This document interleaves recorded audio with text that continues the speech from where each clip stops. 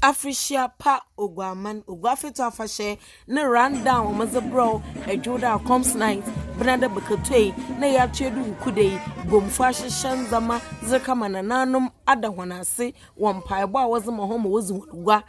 na ofi ho no yeko youth colloquium asa Cape Coast Youth Development Association ahyehye na de chinara ne yawoda no na woda yekogye nentwa osaber mazese kanaba kanamen Emma wasn't moja apopa one in fact dam afi or ya afi pan papa abra was a second can named Chinaman was a mojano was a sessa was a buo Emma was a cleansy ogwa purification dem dey ye nyibiri da nti wo hekokko no tuntum nzama ye no ogwa fetu afahye mu ebenye ye cooking competition ye kire ogba ye na eziba na ahorwa ye ziwa ha ataflata oto eprejai na no kakao yen sister kiki fi abrochi baka ye no ho ofi ho no so ye gi donations wona wo donate to Moframa abra ye inter-community quiz competition no na ye fi ho no so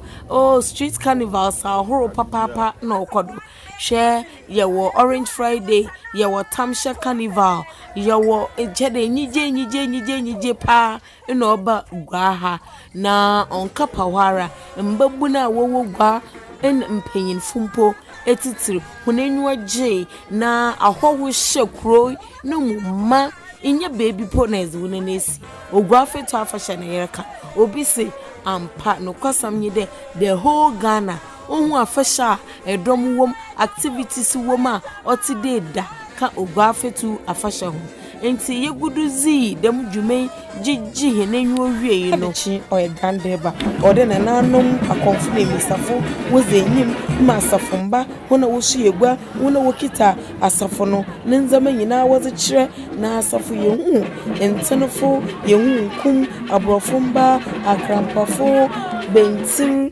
nkum hunyinara woto santen na wozeba Victoria Park tebo hu de nanum yedopa na edom tuta wo hye ogwemu no na onya sam kakraba o Sunday dam domi nyina roba no na edom tutu umma hono kono ena oye omampanyin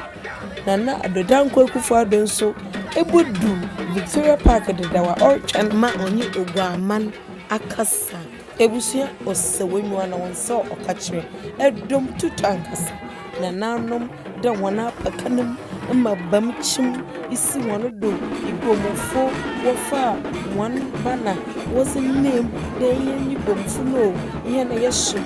man twafo hin onenyi nana kwa akon oba besia ofum benyin egwa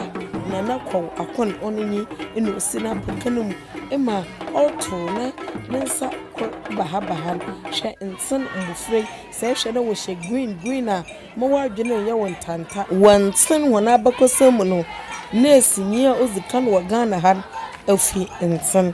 wo poso wo ye abrobaf asafo mani nyina basene mo saber mo pesata otode bien ogwa manhin ogwa ura dana pakanum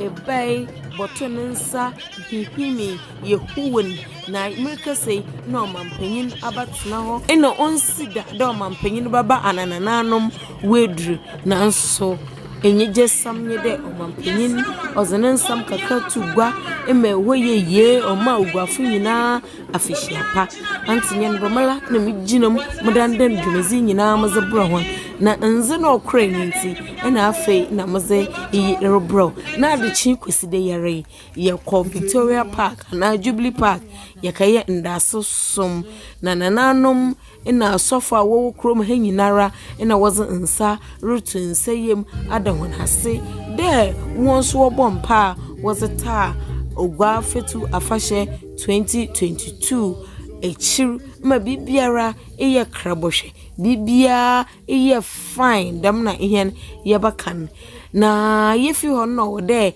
yeze mbofra wo ye inter-community quiz competition hon achaze yeze mahon na mmom na hene ho ntutom ana Inti no ye ne de ye tuta sro bibiara obaka na akoma do obobuo mankrofi akọ secondary school showboxen yenya 20 trunks yenya 10 mattress yenya 20 mbofre wo 40 wombo hen na obia enye bi nkosu inti ye wo hon atwenem wo ma yembuo mbofre ma wonko secondary school hen strategic sponsor for Fetu Afahyɛ 2022 oye Mamdef Ghana Limited ono no so here na sen papa de yemfa dwumezi yemfom bro no kwasam so nyi de yene botaya osido also making Cape Coast great again through education, tourism and development. Dem kasei mpanyinfo bai wo batutu anu kasei fa dem teams yo ema yenya nantase de yebohwe hema ne ye developing na school no so yezibesi yene nyodo na yakoni ye amayen so yetum yepo ebi shonko a yeziboboa yenaman 2022 Fetu Afahyɛ no planning committee chairman Owura Perry Mensa ina edom kakra wetwa nhu ehia na yekeka ebom na yezi 2022 zi yezi bro antinyen benyi dem video wi oyetofa gbara na actual videos a omampenyere kasa nananum workasa osaberuma kasa worsaw ni nyina owo a echiri yezeba bro ni yono no fajijimu strategic sponsor Mamdef Ghana Limited. This is brought to you by Nyanis Restore Hope Foundation. Subscribe to our YouTube channel.